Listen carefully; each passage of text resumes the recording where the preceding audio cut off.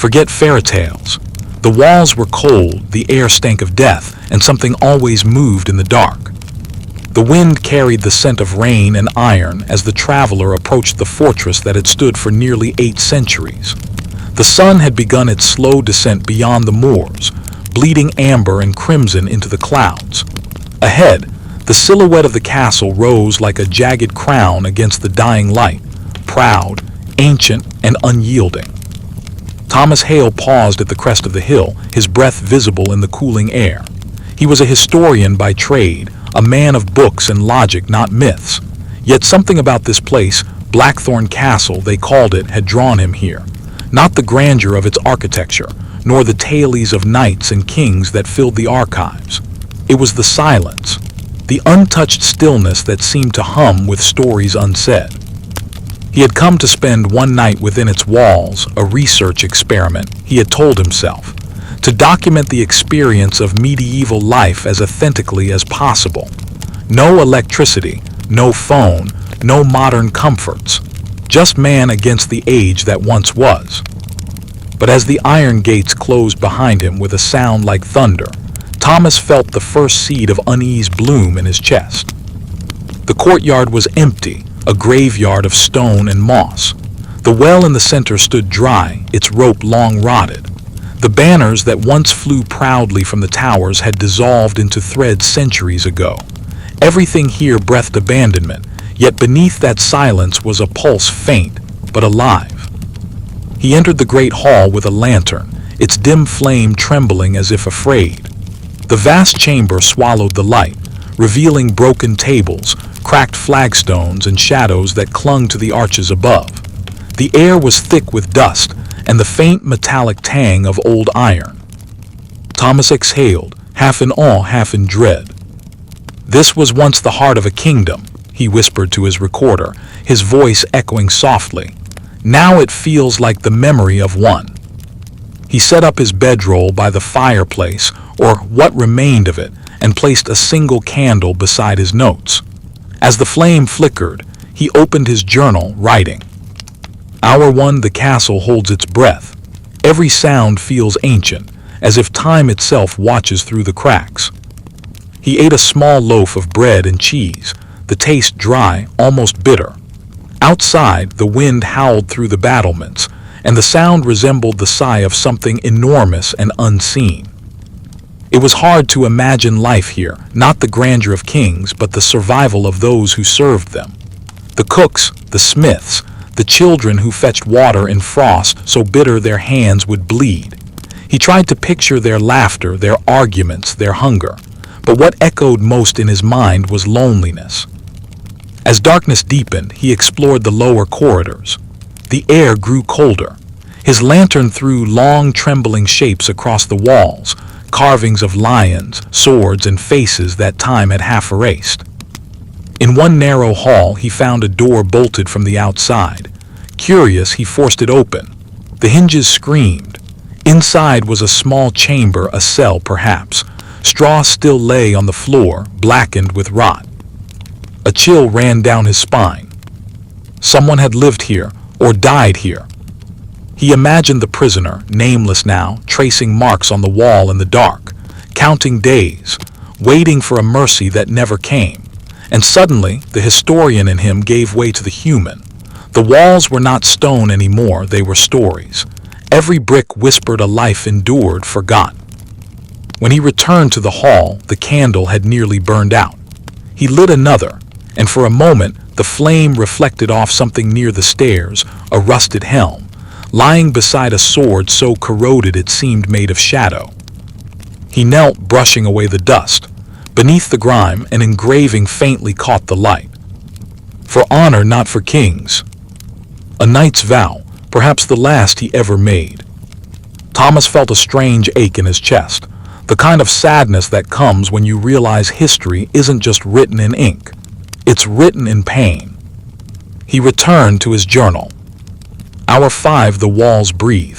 The cold feels human. I understand now. The past isn't dead, it's waiting. That night's sleep was difficult. The wind moaned through the arrow slits.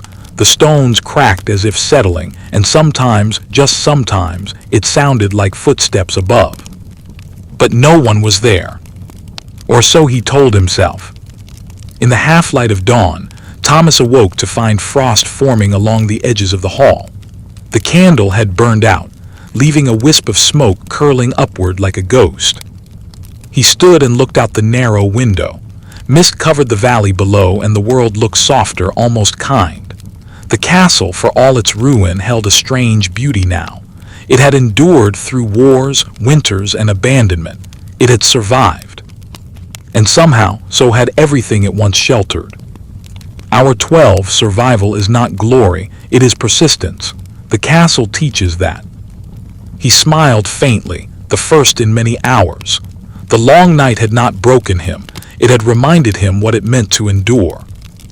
Outside, the sun began to rise, striking the broken stones with light. For the first time, warmth touched the walls again.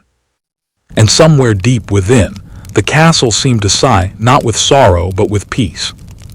Rain drummed endlessly against the castle that night, turning the courtyard into a mirror of mud and silver light. Inside, the fire Thomas had built burned low, painting trembling shadows that swayed across the walls like ghosts remembering how to move.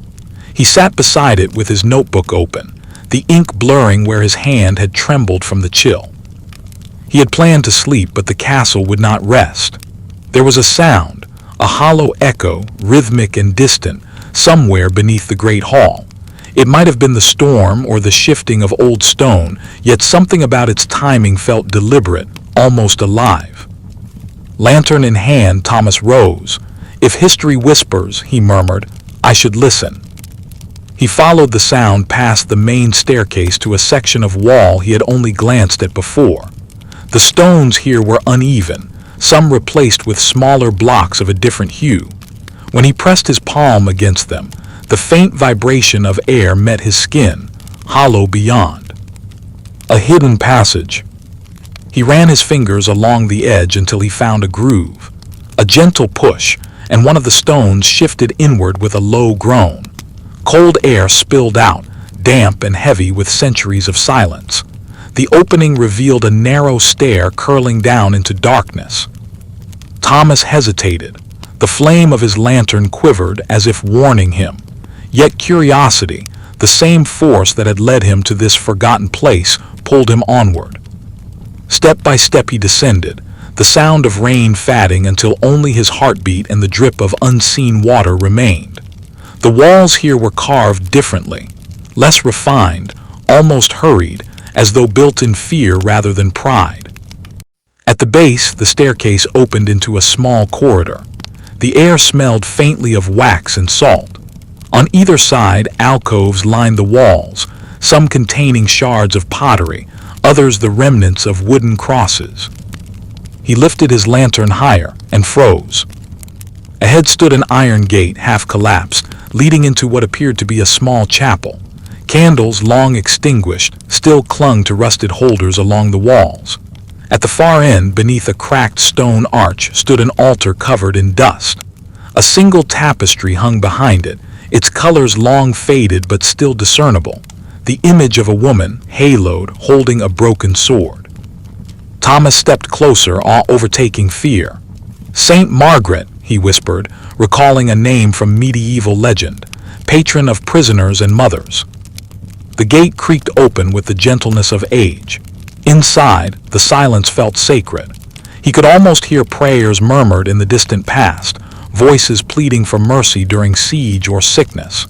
Kneeling benches lay toppled, and fragments of stained glass glittered like frozen tears on the floor. As he examined the altar, he noticed something carved into its base. Kneeling, he brushed away grime until words emerged. "For those who kept the faith when the light was gone." His chest tightened. It wasn't just a dedication. It was gratitude from survivors to the unseen hands that had believed when belief was hardest. He sat on one of the fallen benches, the wood cold through his coat. "They prayed here," he said softly, recording his thoughts. "Not for victory, for endurance." The flame flickered, dimmed, and returned. In that tremor of light, he noticed a narrow recess in the wall beside the altar, perhaps a reliquary. Inside lay a bundle wrapped in cloth. Time had eaten through the fabric, revealing fragments. The day passed in a gray hush. The storm drifted east, leaving behind a world washed clean but colorless. Thomas spent the morning wandering the upper corridors, sketching the shapes of doorways and tracing the faint grooves that once held tapestries. Every hallway seemed to lead him not deeper into the castle but deeper into himself, into patience, humility, and an odd sense of belonging. At midday he climbed the north tower. The stairs were uneven, each one carved from single blocks of limestone that time had polished smooth. Pigeons burst upward when he reached the top, scattering into the pale sky. From here he could see the valley stretching for miles. The ribbon of river, the scatter of farm ruins, the faint silver of a distant road. He imagined the castle as it had been, banners lifting in wind, guards calling shifts, a blacksmith's hammer ringing below. He could almost smell the bread baking in the kitchens again. For a heartbeat, it all felt close enough to touch, until the wind shifted and reality returned. Thomas rested against the parapet and took out the small spoon he'd found in the cellar. Its engraved M caught the light. "Who were you?" he whispered. "Did you eat here with family or alone?" The wind answered only with a soft sigh through the arrow slits. He wrote, "Hour 48, the castle is not haunted by ghosts but by questions. The dead do not speak, they wait for us to listen." Back in the great hall, he prepared a meager meal from what he had brought, dried meat and stale bread, and ate in silence. Hunger sharpened everything. He realized that for the people who'd lived here, survival had meant enduring that dull ache every day. Comfort was a foreign word, and yet they had laughed, built, sung. Humanity persisted like moss finding root between stones. That thought steadied him. When evening came, he lit his lantern and decided to map the lower eastern wing, an area still unexplored.